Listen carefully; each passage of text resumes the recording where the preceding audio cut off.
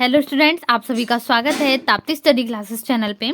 तो आज के इस वीडियो में हम क्लास 12th का हाफ ईयरली के अकॉर्डिंग बहुत इंपॉर्टेंट टॉपिक देखने वाले हैं जो कि भाषा बोध है। यहाँ पर हम भाषा बोध इस प्रकार से टॉपिक को देखेंगे जो आपको वार्षिक परीक्षा के लिए भी अभी से तैयार हो जाएगा। इससे आपको सारे के सारे कंप्लीट पोर्शन यहाँ पर पढ़ने को मिल जाएगा। ठीक है, तो भाषा बोध के जितने भी क्वेश्चन इससे बनते हैं आपको हाफ ईयरली में और वार्षिक में सारे इंपॉर्टेंट क्वेश्चन न्यू ब्लूप्रिंट के अकॉर्डिंग हम देखेंगे।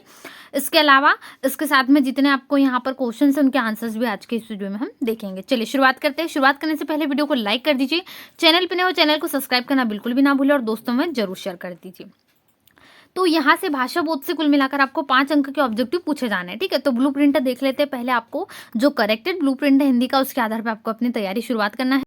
तो ये 12th हिंदी का ब्लूप्रिंट है जो कि बाद में आया था, संशोधित ब्लूप्रिंट आया था, उसके आधार पे है ये। तो ये भी साइट पे आपको मिल जाएगा। आपको सबसे पहले गूगल पे सर्च करना है www.boardjanakari.com करेक्टेड ब्लूप्रिंट है हिंदी का सर्च करोगे 12th का, तो वहाँ पर आपको PDF इसकी मिल जाएगी। ठीक है, वहाँ पर अपलोड है, देख सकते हैं। तो यहाँ पर ये पोर्शन कंप्लीट हो चुके हैं हमारे और यहाँ पर इसके और ज़्यादा इंपॉर्टेंट क्वेश्चन भी आपको जल्दी मिल जाएंगे। अब बात करते हैं भाषा बोध की। ठीक है, भाषा बोध जो यहाँ पर आपको पूछा जा रहा है वो 12 अंक का है। 5 ऑब्जेक्टिव क्वेश्चन इसमें बन रहा है।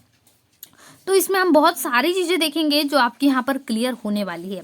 इसके अलावा भाषा बोध के अलावा यहाँ पर मैं आपको इंपॉर्टेंट पत्र लेखन, कौन कौन से पत्र आपको पूछे जाते हैं, वो अनुच्छेद लेखन क्या क्या आएगा ये भी यहाँ पर मैं आपको क्लियर कर दूंगी। ठीक है, तो कुल मिलाकर 23 मार्क इनके हो रहे हैं। तो यहाँ पर 23 मार्क जो आपको बनने वाले क्वेश्चन ये हम देखेंगे।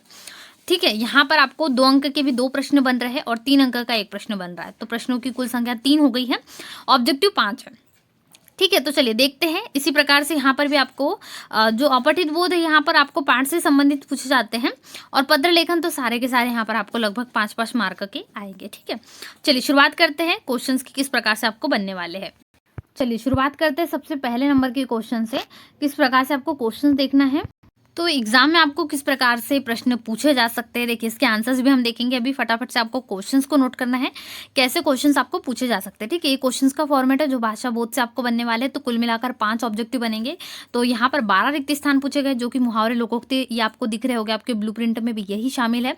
इसमें सत्य सत्य किस प्रकार से आपको बन सकते, इन्हीं में से आपको प्रश्न पूछे जाएंगे, इससे बाहर प्रश्न आपको नहीं बनेंगे। ठीक है, जितने यहाँ पर भाषा बोध के प्रश्न बन सकते हैं सारे इंपॉर्टेंट प्रश्न इसमें अवेलेबल है, इनको आपको तैयार करना है। देखिए ब्लूप्रिंट में आपको भाषा बोध में क्या क्या मिलेगा, तो ब्लूप्रिंट के अकॉर्डिंग हम भाषा बोध में देखें तो मुहावरे लोकोक्ति इस पर ऑब्जेक्टिव भी बन सकते हैं। विशेषण और क्रिया विशेषण, शब्दों के प्रकार जैसे तत्सम, तद्भव, प्रत्यय, उपसर्ग, क्षेत्रीय शब्द, तकनीकी, पर्यायवाची शब्द और निपात शब्द। इसके अलावा वाक्य परिचय, प्रकार, अर्थ के आधार पर वाक्य की प्रकार और वाक्य परिवर्तन, वाक्य शुद्धिकरण, भाव पल्लवन, सार संक्षेपण, फिर राजभाषा, राष्ट्रभाषा, वाक्यांश के लिए एक शब्द, विज्ञापन लेखन, संवाद लेखन और अनुच्छेद लेखन।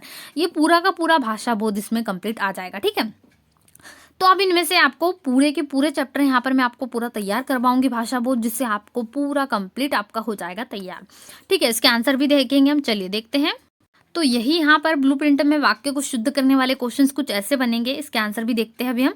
वाक्य परिवर्तन भी है, इसके अलावा भाव विस्तार, भाव पल्लवन जिसका एक ही नाम होता है, दोनों ही सेम होते हैं। ठीक है, कई बार भाव विस्तार पूछते हैं या भाव पल्लवन, तो इतने टॉपिक में से आपको पूछे जा सकते हैं। आगे इसी प्रकार से मुहावरे लोकोक्ति, इनको मिलान यहाँ पर या इनका अर्थ पूछने के लिए। फिर भाषा और राजभाषा से संबंधित भी प्रश्न आपको यहाँ पर बनेंगे। ठीक है, जैसे राजभाषा, राष्ट्रभाषा, इनमें अंतर, भाषा और बोली में अंतर, विभाषा वगैरह में अंतर, ये कुछ बनने वाले क्वेश्चन है। अब हम इनके आंसर से शुरुआत करते हैं जिससे आपके आंसर भी कंप्लीट हो और आप एक ही बार में सब कुछ नोट कर सकें। चलिए आंसर की शुरुआत करते हैं। तो भाषा बोध में वाक्य कहते हैं, तो किसको कहते हैं यहाँ पर वाक्य, तो राइट आंसर हो जाएगा किसको कहते हैं, भाव व्यक्त करने वाले शब्द समूह क्या कहलाते हैं, वाक्य कहलाते हैं, यानी ब नंबर का ऑप्शन राइट है। उसके बाद जो दूसरा क्वेश्चन था उसका आंसर मित्रता हो जाएगा। तो देखिए इस प्रकार से कुछ आपको क्वेश्चंस पूछे गए थे, तो भाव व्यक्त करने वाले शब्द समूह को यहाँ पर हम वाक्य कहते हैं। ठीक है, 1 अंक के सारे प्रश्न हैं। उसके बाद शत्रुषा शब्द का विपरीत अर्थ क्या होता है, मित्रता, यानी शत्रुता क्या होगा जिससे हमारी दुश्मनी हो, मित्रता यानी जो हमारा मित्र हो। अब इसमें से सही वर्तनी कौन सी ऋचा की, तो फर्स्ट नंबर का ऑप्शन ऋचा बिल्कुल करेक्ट वर्तनी है। ठीक है, आगे देखते हैं इसी प्रकार के क्वेश्चन है। तो इसमें सही शब्द इनमें से कौन सा, आशीर्वाद सही वाला कौन सा है आपको बताना है, तो वो है option number D, correct answer है आशीर्वाद। बहुत बार ये क्वेश्चन पूछा गया मैक्सिमम टाइम, आशीर्वाद शब्द की सही वर्तनी कौन सी होंगी, ऐसा क्वेश्चन बनता है। इसके बाद 5वां है मुंबई आप गए थे क्या, इसका शुद्ध रूप आपको बताना है। ठीक है, इसमें से क्या होगा आंसर, ठीक है, तो इसका राइट आंसर हो जाएगा ऑप्शन नंबर क्या आप मुंबई गए थे। ठीक है, अब उसके बाद है मध्य प्रदेश में रीवा, सतना, सीधी, शहडोल आदि आदि जिलों की प्रमुख बोली कौन सी है। ठीक है, भाषा बोली में जाते हैं इनमें से, तो क्या हो जाएगी, तो यहाँ पर ज्यादातर बघेली भाषा बोली जाती है। ठीक है, तो option number the right answer होगा बघेली। यहाँ पर डबल ब लिखा गया है तो बघेली हो जाएगा। इसके बाद है हमें पानी दो का शुद्ध रूप है। ठीक है, इसमें से कौन सा जो है करेक्ट होगा, वर्तनी जिसकी सही है, तो इनमें से सही वर्तनी है मुझे पानी दो, यानी ऑप्शन नंबर क्या है, स, यानी सी राइट आंसर हो जाएगा हमें पानी दो का शुद्ध रूप। इसके बाद 8वां नंबर का क्वेश्चन, तो अगला क्वेश्चन है कपड़ा शब्द का पर्यायवाची शब्द कौन सा होगा। ठीक है, तो वसन हो जाएगा, बाकी सारे अलग अलग अर्थ हैं। ठीक है, कनक यानी सोना, पावन यानी पवित्र हो जाएगा, और पाहन यानी भी डिफरेंट अर्थ है। फिर 9वां है इनमें से कौन सा मुहावरा है। देखिए यहाँ पर आपको इनके आंसर्स भी मिल जाएंगे। तो ये सारे आप क्या है, कुछ लोकोक्ति है इनमें से, जैसे हम प्रयोग करते हैं, अधिकतर लोकोक्ति आपको मिल जाएगी, लेकिन हमें पूछा है मुहावरा, तो घी के दिए जलाना एक बहुत सुप्रसिद्ध मुहावरा है जो कई बार यूज किया जाता है। ठीक है, तो ये आपके आंसर हो गए पूरे। यहाँ पर आपको 9 ऑब्जेक्टिव क्वेश्चन पूछे गए थे। इसके बाद आगे देखते हैं, चलिए आगे देखते हैं हम, रिक्त स्थानों की पूर्ति कीजिए। लोकप्रिय व्यक्ति का सभी क्या करते हैं, सम्मान करते हैं, तो राइट आंसर क्या होगा, सम्मान। और दूसरे में आएगा यद्यपि वे खालिस्तान किंतु क्रोधी है। ठीक है, यद्यपि वे सज्जन किंतु कैसे क्रोधी है। इसके बाद तीसरा क्वेश्चन है रचना के आधार पर वाक्य कितने प्रकार के होते हैं, तो 3 प्रकार के। अर्थ के आधार पर होते हैं 8 प्रकार के, कंफ्यूजमेंट कई बार हो जाता है, तो याद रखना है रचना के आधार पर केवल 3 ही प्रकार के वाक्य आपको मिलते हैं। उसके बाद चौथा क्वेश्चन है राष्ट्रभाषा खालिस्तान की भाषा कराई गई है, किसकी, जनसंपर्क की भाषा कराई गई है। चलिए 5वां क्वेश्चन देखते हैं। 5वें क्वेश्चन को देखने से पहले यदि आपने अभी तक वीडियो लाइक नहीं करा है तो लाइक कर दीजिए, चैनल पे न्यू सब्सक्राइब कर लीजिए, दोस्तों में शेयर कर दीजिए। क्लास 12 हिंदी के भाषा बोध के जितने भी हम इंपॉर्टेंट क्वेश्चन के साथ साथ इनके आंसर देख रहे हैं, सारे ऑब्जेक्टिव क्वेश्चन के अलावा हम इनके प्रश्न उत्तर भी देख रहे हैं। ये ऐसे क्वेश्चन है जो आपको हाफ ईयरली में बहुत बहुत ज़्यादा इंपॉर्टेंट होने वाले हैं। इसके अलावा वार्षिक परीक्षा के लिए भी आप अभी से तैयारी कर सकते हैं। इन्हीं क्वेश्चन से आपको क्वेश्चन पूछे जाएंगे, इसके बाहर से क्वेश्चन आपको नहीं बनेंगे, इसलिए अभी से तैयारी शुरू कर दे। ठीक है, आगे देखते हैं। इसके बाद यहाँ पर अगला क्वेश्चन है माँ द्वारा सिखाई गई भाषा को हम क्या कहते हैं, मातृभाषा कहते हैं। ठीक है, राइट आंसर मातृभाषा होगा। और अगला क्वेश्चन है जब बोली किसी कारण से महत्व प्राप्त कर लेती है तब वो भाषा कहलाती है। ठीक है, तो राइट आंसर क्या होगा, भाषा। फिर है यदि वह आता तो मैं चला जाता, इसमें कंफर्म नहीं है, संदेह लग रहा है, यदि आता तो जाता, यहाँ पर कंफर्म नहीं है कि आएगा ही, तो ये संदेहवाचक वाक्य के अंतर्गत आता है। आगे क्वेश्चन देख लेते हैं। चलिए अगला क्वेश्चन यहाँ पर साहित्य समाज का दर्पण होता है। ठीक है, यह दर्पण है, तो राइट आंसर इसमें दर्पण आ जाएगा। बहुत प्रसिद्ध है भी। टेढ़ी खीर मुहावरे का अर्थ क्या होता है, कठिन कार्य करना। ठीक है, आपको यहाँ पर आंसर मिल जाएंगे। उठ के मुंह में जीरा मुहावरे का अर्थ क्या होता है, आवश्यकता से कम वस्तु। यहाँ पर ठीक है, आवश्यकता ज्यादा की है और वस्तु कम है। दाल न गलना मुहावरे का क्या अर्थ होता है, सफल ना होना उस कार्य में जिसमें भी जाए, ये हो जाएगा। उसके बाद है मुहावरा आके फेर लेने का अर्थ होता है ध्यान न देना। ठीक है, राइट आंसर हो जाएंगे। तो ये कुछ 12 रिक्त स्थान थे जो आपको बहुत इंपॉर्टेंट होंगे और काम भी आएंगे। आगे देख लेते हैं इसी प्रकार से। चलिए इसके बाद में सत्य है, शब्दों का कोई भी समूह वाक्य कहलाता है तो नहीं, शब्दों का एक सार्थक समूह होना चाहिए जिसका कोई अर्थ हो। हम कोई भी ऐसे ही वर्ड जोड़कर वाक्य नहीं बना सकते। ठीक है, या फिर समूह जोड़कर नहीं बना सकते, सार्थक समूह होना चाहिए जिससे वो वाक्य कहलाए। तो राइट आंसर क्या हो जाएगा, असत्य। इसके बाद एक भाषा के क्षेत्र के अंतर्गत कई उपबोलियां होती, बिल्कुल करेक्ट है, उसकी बहुत सारी उपबोलियां हो सकती हैं। अपने मुंह या मिट्टू बनने का अर्थ अपने मुंह को मिट्टू जैसा, गलत, असत्य हो जाएगा, क्योंकि यहाँ पर अपनी तारीफ खुद से करना इसका अर्थ होता है। ठीक है, कालाक्षर भैंस बराबर, जो मतलब पढ़ना लिखना नहीं जानता हो, जिसको हम कहेंगे निरक्षर या अनपढ़ हम इसको कह सकते हैं। तो यहाँ पर साक्षर तो बिल्कुल नहीं होता है, तो ये भी असत्य है। चिराग तले अंधेरा का अर्थ होगा चिराग के नीचे अंधेरा, ये भी असत्य है, इसका मुहावरे का अर्थ बिल्कुल डिफरेंट होता है। घर खीर तो बाहर खीर का अर्थ मिठाई खाना, ये भी असत्य है। ठीक है, इसके बाद है भाषा का संक्षिप्त रूप विभाषा है, ये आपको पूछा है क्वेश्चन नंबर 7। तो क्वेश्चन नंबर 7 भाषा का संक्षिप्त रूप विभाषा नहीं होता, तो ये भी असत्य हो जाएगा। चलिए आगे देख लेते हैं। इसके बाद क्वेश्चन नंबर 8 है भाषा का संबंध मनुष्य की ध्वनियों से होता है, बिल्कुल करेक्ट है, सत्य हो जाएगा। राष्ट्रभाषा को अंग्रेजी में ऑफिशियल लैंग्वेज कहते नहीं, हम इसको इंग्लिश में नेशनल लैंग्वेज कहेंगे, क्योंकि हमारे राष्ट्र की भाषा होती है इसलिए नेशनल लैंग्वेज कहलाती है। तो ये भी क्या हो जाएगा, असत्य। गगन का पर्यायवाची वसुंधरा है, तो नहीं, गगन का पर्यायवाची, गगन यानी आसमान को हम कहेंगे, वसुंधरा यानी पृथ्वी हो जाएगी। ठीक है, तो ये भी असत्य हो जाएगा। तो ये हो जाएगा आपके पूरे सत्य असत्य। चलिए इसके बाद दूसरा क्वेश्चन देख लेते हैं। चलिए आपको कुछ इस प्रकार से सही जोड़ी मिलान करना है और ब में।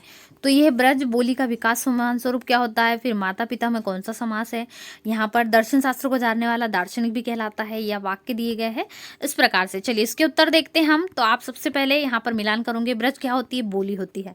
इसके बाद बोली का विकास समान स्वरूप जिसमें साहित्य सृजन होता है वो है विभाषा। तुम घर मत जाओ, तो यहाँ पर हम आज्ञा दे रहे हैं, तो आज्ञावाचक। दर्शन शास्त्र को जानने वाला दार्शनिक कहलाता है। पूर्ण विचार व्यक्त करने वाला शब्द वाक्य और माता पिता के अंतर्गत द्वंद्व संबंध है। और लक्ष्यार्थ क्या है, एक मुहावरा हो गया, बचा वाला वही होगा, इसलिए यहाँ पर मुहावरा आएगा। तो ये सही जोड़ी मिलान का उत्तर हो जाएगा। ठीक है, आगे देख लेते हैं।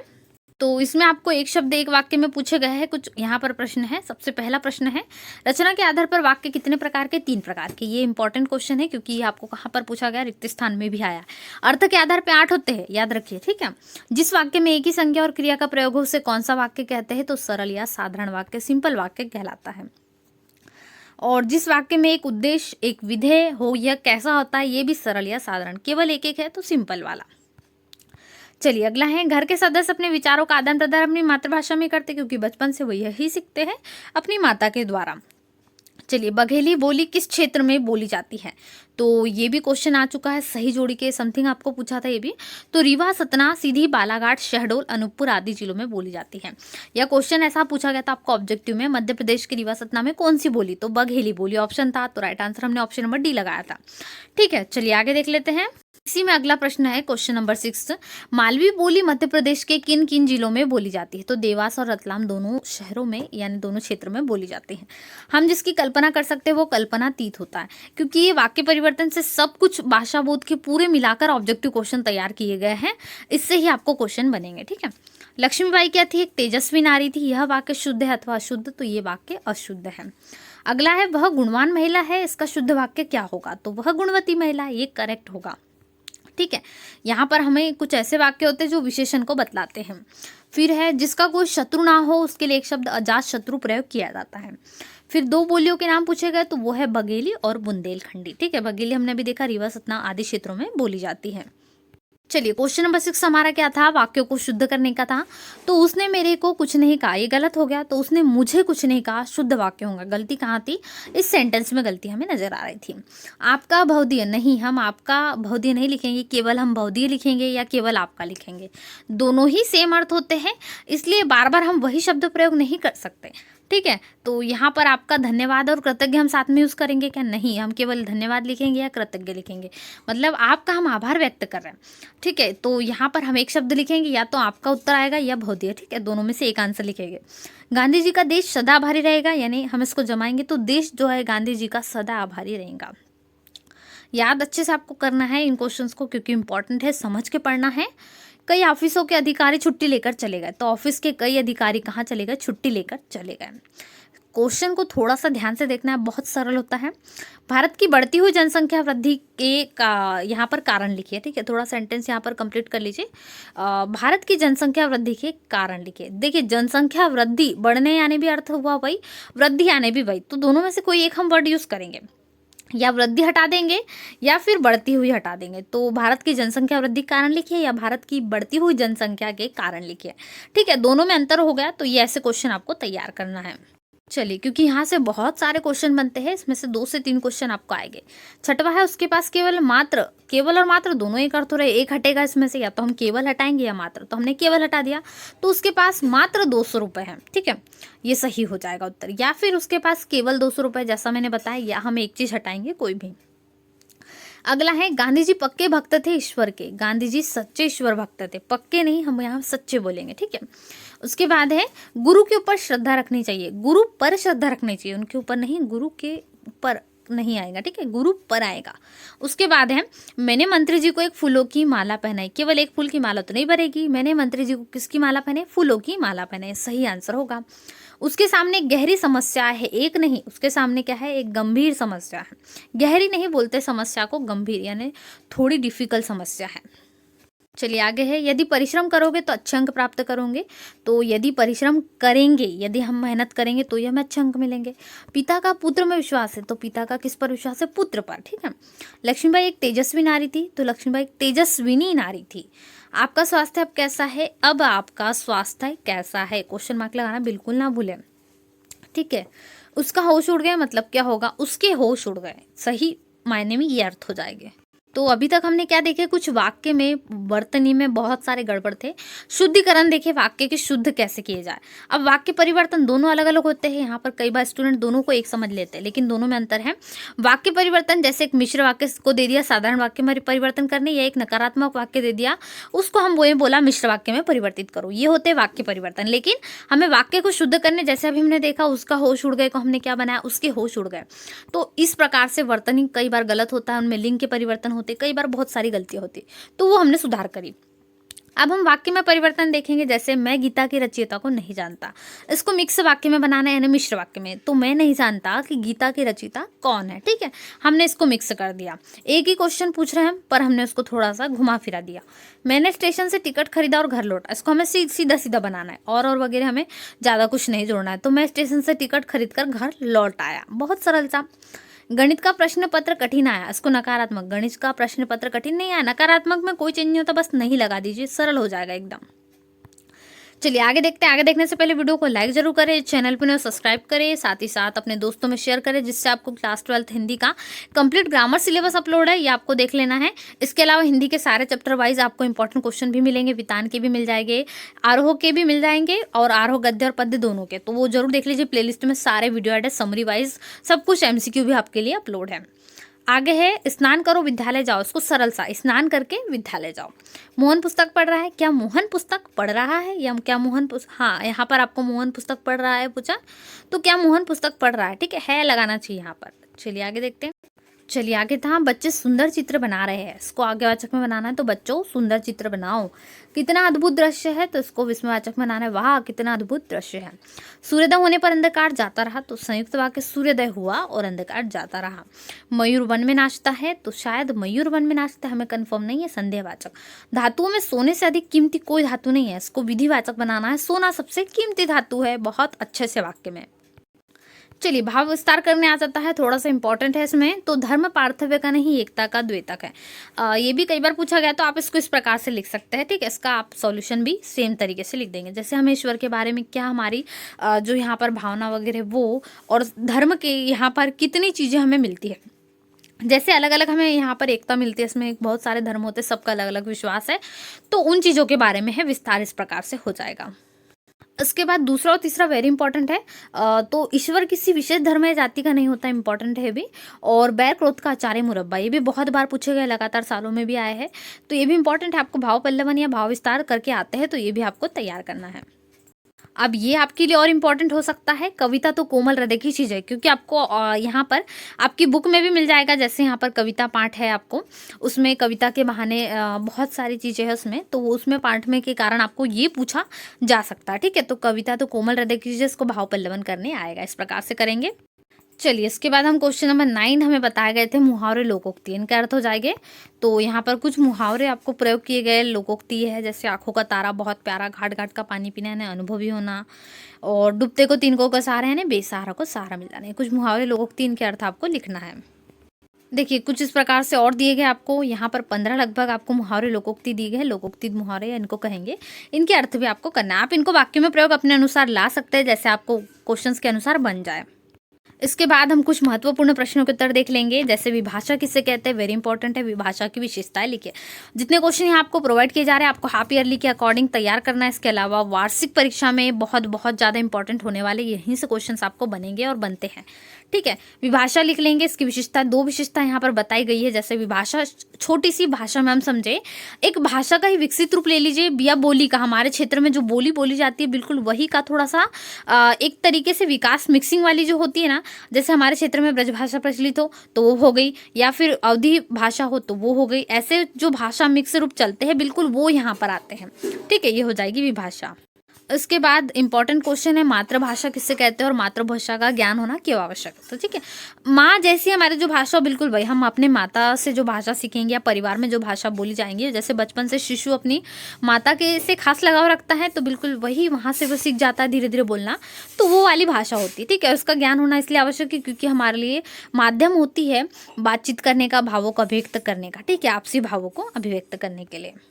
इसके बाद most important question, very important question है, राष्ट्रभाषा किसे कहते हैं, इसकी 2 विशेषता लिखिए।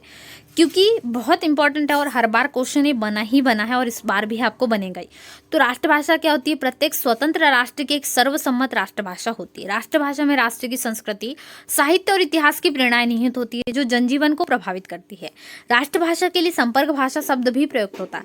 जैसे ऑफिशियल लैंग्वेज ले लीजिए, जैसे आप अपने हमारे इंडिया में हम कहीं पर भी चल जाए, हमें भाषा कहीं ना कहीं हिंदी मिलेगी ही मिलेगी। तो हिंदी हमारी राष्ट्रभाषा है और यहाँ पर हम जाते हैं तो इसी में हम अपनी बोलचाल की भाषा को शामिल कर सकते हैं। आपसी में हम संवाद करेंगे। जैसे हम जाते हैं गुजरात साइड जाएंगे, वहाँ पर भी आपको हिंदी मिल जाएगी, या फिर हम जाएंगे हैदराबाद साइड, वहाँ पर भी मिलेगी, या कोई और छत्तीसगढ़ में हम चल जाए वहाँ पर हमें मिलेगी। कोई भी राज्य में यदि हम जाए तो हमें हिंदी वहाँ मिलेगी ही मिलेंगे बोलने वाले। तो ये एकदम स्वतंत्र राष्ट्र की भाषा, जिसमें हमारे जो क्षेत्र आते हैं बिल्कुल ऑफिशियल लैंग्वेज में, वर्तमान में तो क्षेत्रीय भाषाओं में भी आने लगे हैं, तो ये अलग हो जाएगा। ठीक है, इसकी विशेषता है कि विकसित होती है और देश के बहुसंख्यक लोगों की भाषा होती है, जैसा मैंने बताया बिल्कुल वही। चलिए अगला है भाषा और विभाषा में अंतर लिखिए। इंपॉर्टेंट है, 2 अंतर पूछे गए 2 अंक के लिए, क्योंकि 2 अंक के आपको 2 प्रश्न इस क्षेत्र से बन रहे हैं तो वो तैयार करेंगे। तो भाषा का क्षेत्र विशद होता है, मतलब विस्तृत होता है। इसके अलावा प्रचलन का क्षेत्र व्यापक होता है, जबकि भाषा प्रांत विशेष की परिधि तक संकुचित रहती है। ठीक है, पहला अंतर। फिर भाषा का प्रयोग राजकार्य में होता है, पहली यहाँ पर। दूसरा, फिर विभाषा क्या होती है? मात्र साहित्य और बोलचाल तक सीमित। आप चाहे तो इसको कॉलम वाइज भी बना सकते हैं, 2 मुख्य अंतर इनमें हो जाएंगे। इसके बाद भाषा और बोली में यदि अंतर पूछा जाए तो बिल्कुल अंतर हो जाएगा यहाँ पर 4। भाषा का क्षेत्र क्या होता है? विस्तृत, जबकि बोली का क्षेत्र क्या होता है? सीमित। दूसरा पॉइंट हो जाएगा भाषा का साहित्य प्रचुरता में लिखित होता है, जबकि बोली का साहित्य क्या होता है? केवल अलिखित या न्यून होता है। फिर भाषा में एक से अधिक बोलियां हो सकती है, लेकिन बोली में भाषाओं का समावेश नहीं होता, उपबोलियां उसकी हो जाएगी। और बोली का प्रयोग बोलचाल में होता है, जबकि भाषा का प्रयोग हम शासकीय कार्यों, साहित्य तथा शासकीय कार्यों में होता है। भाषा राष्ट्रभाषा जैसे बोल लीजिए, बिल्कुल वही। चलिए आगे देख लेते हैं।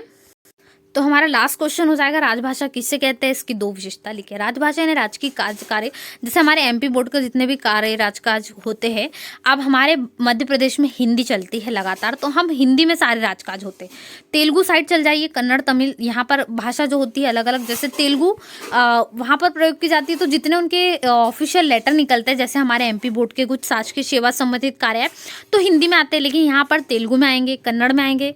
यदि आंध्र प्रदेश की बात करें तो वहाँ पर आपको कन्नड़ में मिल जाएंगे, या फिर दूसरी लैंग्वेजेस में मिल जाएंगे। जैसे पंजाब क्षेत्र की मैं बात करूँ तो वहाँ पर पंजाबी में ही पूरे लेटर, ऑफिशियल लेटर जो है प्रसारित होते हैं। जैसे पंजाबी क्षेत्र की, तो वहाँ के राज्य जो भाषा यूज करेंगे वो राजभाषा होगी। ठीक है, यही होता है, तो बहुत अच्छे तरीके से आपको याद रखना है। इसकी 2 विशेषता होगी, इंपॉर्टेंट क्वेश्चन है क्योंकि। तो राजकीय कामकाज की भाषा सबसे पहला, और मान्यता मिलने से उस भाषा का महत्व और अधिक बढ़ जाता है। जैसे आपको पहले से ही मान्यता प्राप्त है कि आप इस भाषा में प्रसारित कर सकते हैं, तो करेक्ट है। महाराष्ट्र में हम मराठी भाषा में पूरे लेटर प्रसारित यहाँ पर होते हैं, तो इनको पहले से मान्यता प्राप्त है इन लैंग्वेजेस को। ठीक है, तो ये हो गए पूरे जो आपको भाषा बोध से प्रश्न तैयार करना, वेरी वेरी इंपॉर्टेंट है। इसमें हमने आज वाक्य परिवर्तन, वाक्य को शुद्ध करना, मुहावरे, लोकोक्तियों से संबंधित क्वेश्चन, भाषा, राष्ट्रभाषा, राजभाषा में ये सारी चीजें देखी जो आपको अधिकतर बार पूछी गई। राजभाषा क्या होती है, राष्ट्रभाषा क्या होती है, भाव पल्लवन, भाव विस्तार, ये इंपॉर्टेंट है ये सारे। इसके हमने ऑब्जेक्टिव क्वेश्चन देखे जो वस्तुनिष्ठ प्रश्न आपको बन सकते हैं। इसके अलावा यहाँ पर हमने इसके महत्वपूर्ण 2 से 3 अंक वाले प्रश्न भी देखे, जिससे आपका हाफ ईयरली के लिए पूरा कंप्लीट 12th हिंदी भाषा बोध तैयार हो गया। अब आपके 1 भी नंबर नहीं कट सकते यदि आप इतना तैयार कर लेते हो। तो ऐसे ही वीडियोस के लिए सबसे पहले चैनल को सब्सक्राइब जरूर कर ले, वीडियो को लाइक कर दे, चैनल पे नए हो चैनल को शेयर करें दोस्तों के साथ में, जिससे वो भी अपने सारे हिंदी के मटेरियल को तैयार कर सके। चलिए मिलते हैं नए वीडियो में, तब तक वीडियो को लाइक करें, शेयर करें दोस्तों में, और चैनल को सब्सक्राइब करें। Thanks for watching.